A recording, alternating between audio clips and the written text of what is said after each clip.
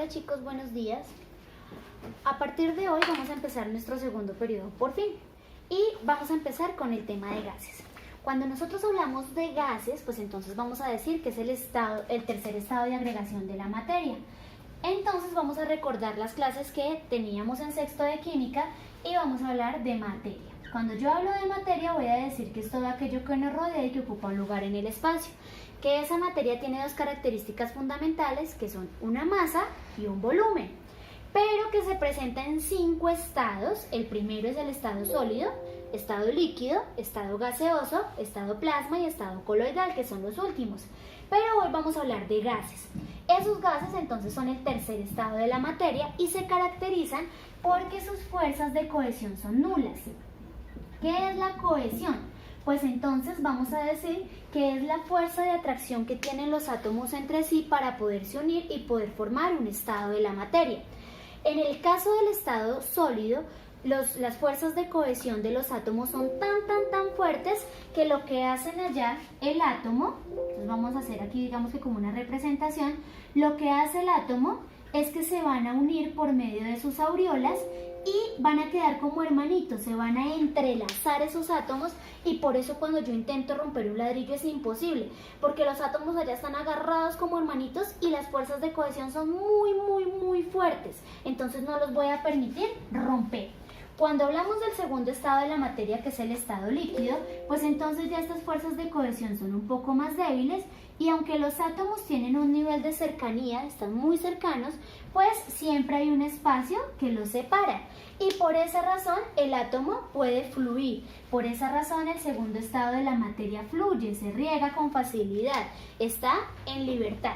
Cuando nosotros hablamos del estado gaseoso, pues entonces ya no vamos a decir que estos átomos ni siquiera están juntos, ya no están unidos, ni siquiera están juntos, sino que están en un estado de libertad completamente amplio. Entonces vamos a decir que los átomos se encuentran ya mucho más separados, se encuentran mucho más libres y eso permite que sus características vayan variando con el paso del tiempo.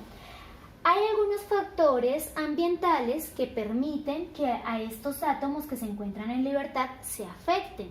Entonces, por ejemplo, cuando yo los encapsulo dentro de una bomba, yo empiezo a inflar la bomba y lo que hace el gas es que va a buscar por dónde escaparse. Entonces voy a tener aquí la bombita. Yo inflo, ingreso el aire y ese aire ¿qué viene y hace? Viene y recorre la bomba y no encuentra por dónde salir. Entonces al no encontrar por dónde salir empieza a distensionar las paredes del látex y por eso es que la bomba se infla. Porque una de las características de los gases es que siempre busca a salir, siempre busca generalmente a llegar a la atmósfera. Cuando nosotros hablamos de estos gases dentro de la química y la biología, de hecho dentro de las ciencias naturales, son muy importantes porque resulta que ellos son los que componen nuestras capas gaseosas de la Tierra. Entonces hablamos de la biosfera, la capa de oxígeno, hablamos de la atmósfera, que es una capa ya de gases más mezclados, hablamos de la estratosfera, de la troposfera y de otras, también hablamos de la capa de ozono, que es una capa de gases también que nos contiene y nos mantiene ahí como dentro de un núcleo, por decirlo de alguna manera.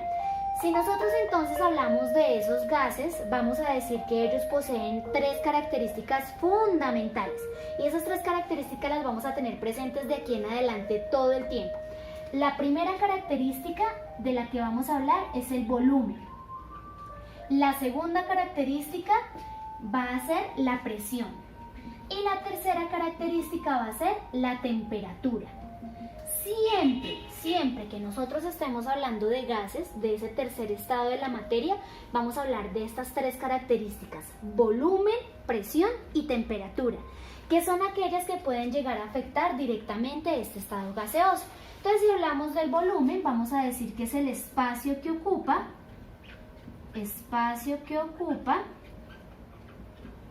un cuerpo en un lugar determinado. Entonces, por ejemplo, si yo hablo del volumen, yo voy a decir que en este momento yo estoy ocupando un espacio, porque si yo no estuviese aquí, pues ustedes podrían ver la pared que está detrás mío. En este momento, mi tablero está ocupando un espacio, porque si el tablero no estuviera ahí, pues ustedes pueden ver la ventana que se encuentra detrás de él. Estamos ocupando un lugar en el espacio. Podemos hablar de volumen desde una característica muy práctica, por ejemplo, no es el mismo volumen que ocupo yo, pues porque yo soy chiquita y soy delgadita, a el volumen que ocupa, por ejemplo, el profe Juan Camilo. Él es mucho más grande, él es mucho más robusto, pero es una característica que tenemos en común. Así yo ocupe poco volumen y él ocupe más volumen, estamos hablando de la misma característica, de cuánto espacio ocupa ese cuerpo en un lugar determinado. Entonces podemos decir, por ejemplo, una bacteria ocupa un lugar en el espacio, es decir, una bacteria tiene volumen. Claro que sí, todas las cosas en nuestro planeta, todas las cosas en nuestro universo tienen que ocupar un volumen.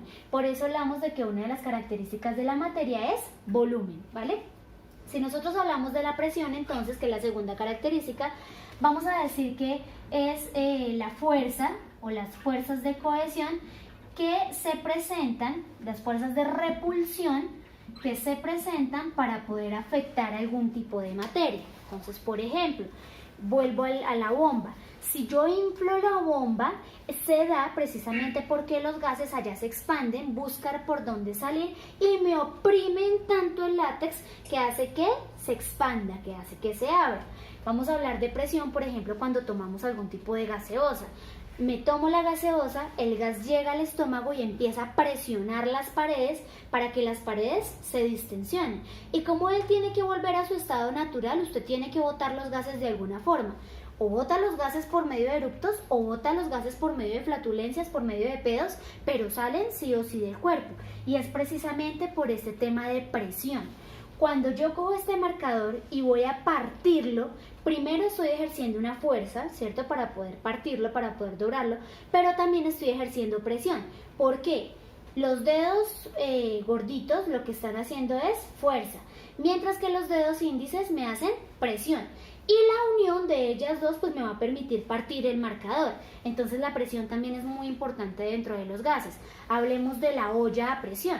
Se llama así porque el líquido empieza a hervir, se convierte en estado gaseoso, es decir, hay un proceso de evaporación y los gases buscan como locos cómo salir. Y al buscar cómo salir, pues entonces hacen presión en las paredes de la olla y por eso es imposible destapar la olla a presión cuando ya está en su proceso natural.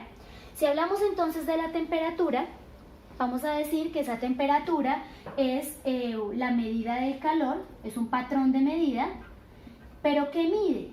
Patrón de medida, ¿qué mide esa temperatura? Pues el calor. Y cuando nosotros hablamos de esa temperatura, entonces podemos decir que puede ser positiva cuando aumenta la temperatura o puede ser negativa cuando disminuye la temperatura. Si yo hablo de aumentar la temperatura, pues entonces estamos hablando de esos patrones de medida como los grados Celsius, los grados Fahrenheit o los grados Kelvin, y no se les olvide que aquí en Colombia los llamamos grados centígrados, que es exactamente lo mismo que los grados Celsius.